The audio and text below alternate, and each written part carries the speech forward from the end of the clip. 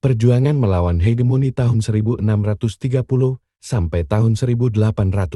Perjuangan merebut hegemoni di Indonesia Timur antara tahun 1630 sampai tahun 1800 melibatkan pertarungan antara kekuatan lokal dan kolonial Eropa, khususnya Belanda dan Spanyol. Belanda berusaha memperluas pengaruhnya melalui perdagangan dan aliansi strategis.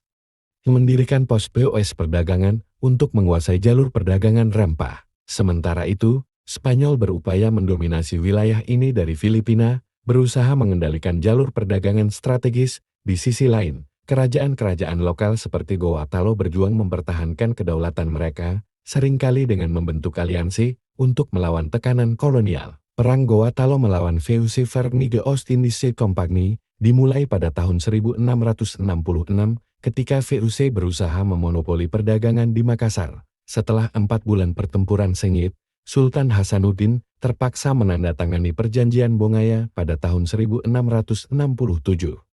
Yang memberikan VOC hak eksklusif atas perdagangan di kawasan tersebut dan mengusir semua asing dari Gorontalo. Meskipun perjanjian ini menandai kekalahan bagi Gorontalo, perlawanan rakyat Makassar terus berlanjut, yang puncaknya terjadi ketika Belanda berhasil menaklukkan Benteng Somba Opo pada 24 Juni tahun 1669, menandai penguatan dominasi kolonial di wilayah itu.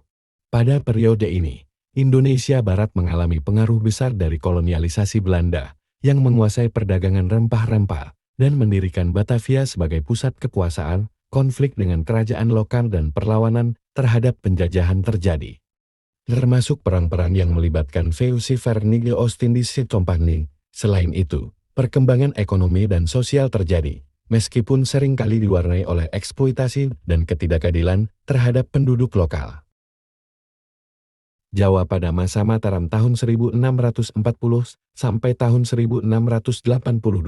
Pada periode ini, Kerajaan Mataram di Jawa Tengah mencapai puncak kejayaannya di bawah kepemimpinan Sultan Agung tahun 1613 sampai tahun 1645 dan Amangkurat I tahun 1645 sampai tahun 1677.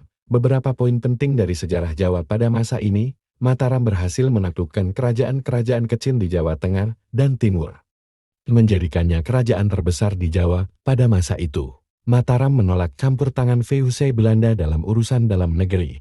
Hal ini memicu konflik berkepanjangan antara Mataram dan VOC.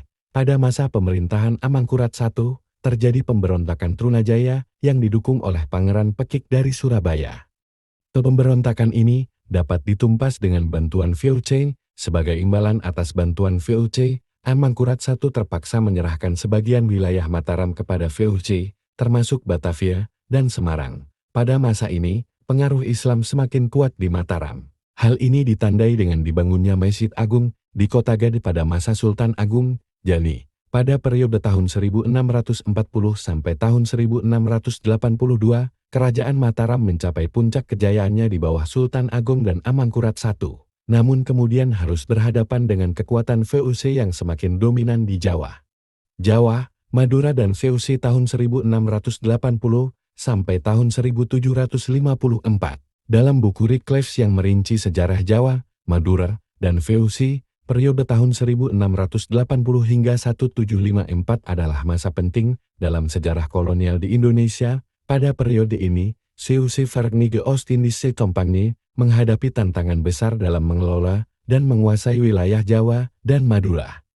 VOC berusaha untuk memperkuat posisinya di Jawa dan Madura dengan mengontrol perdagangan, memanfaatkan konflik internal, dan melakukan aliansi dengan penguasa lokal. Di Jawa, VOC berinteraksi secara langsung dengan kerajaan-kerajaan seperti Mataram, dan konflik serta aliansi sering terjadi. VOC juga terlibat dalam berbagai konflik dengan kekuatan lokal dan sesama penjajah Eropa. Periode ini ditandai dengan perubahan politik dan sosial yang signifikan, termasuk reformasi administratif dan pergeseran kekuasaan yang mempengaruhi keseimbangan kekuatan di wilayah tersebut. VOC berusaha memperkuat pengaruhnya di Asia Tenggara dan memperluas kekuasaannya meskipun sering mengalami kesulitan dalam menghadapi pemberontakan dan persaingan lokal. Dalam buku Reclaims, periode 1745 hingga tahun 1793 menggambarkan hubungan kompleks antara Jawa dan VOC, di mana VOC berusaha memperkuat dominasi perdagangan melalui aliansi dan konflik dengan kerajaan lokal, seperti Mataram yang mengalami perpecahan internal. Kebijakan ekonomi VOC yang fokus pada komoditas ekspor, seperti rempah-rempah, mengubah struktur sosial dan kehidupan petani di Jawa. Selain itu, pengaruh IDE di Eropa mulai meresap, memicu gerakan reformasi yang menantang tradisi lokal keseluruhan. Periode ini mencerminkan ketegangan antara kekuatan kolonial dan dinamika masyarakat Jawa yang sedang berubah. Pada bulan Juni tahun 1812, dalam konteks yang diuraikan di buku Wycliffe, prajurit berkebangsaan Eropa dan Sepai India dipimpin oleh Jenderal Daendels dalam upaya untuk mempertahankan kekuasaan Belanda di Jawa. Mereka didukung oleh sekitar 800 prajurit lokal untuk menghadapi ancaman dari Inggris. Keberadaan pasukan tambahan ini menunjukkan strategi Belanda dalam memanfaatkan sumber daya lokal dan meneguhkan posisi mereka di tengah ketegangan kolonial yang meningkat di Asia Tenggara. Perang Jawa tahun 1825 sampai tahun 1830, sebagaimana dijelaskan dalam buku Wycliffe, merupakan konflik besar antara kerajaan Jawa, dipimpin oleh Pangeran Diponegoro, dan pemerintah kolonial Belanda. Perang ini dipicu oleh ketidakpuasan terhadap kebijakan Belanda yang menekan tradisi lokal, termasuk penguasaan tanah dan pungutan pajak yang tinggi. Pangeran Diponegoro memimpin perlawanan yang melibatkan berbagai lapisan masyarakat, termasuk petani dan prajurit.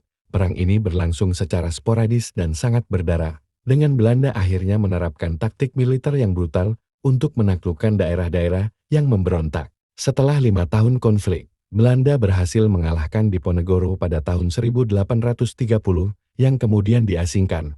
Perang ini memiliki dampak besar bagi masyarakat Jawa dan memperkuat kontrol kolonial Belanda, serta menandai awal perubahan dalam strategi pemerintahan kolonial di Indonesia.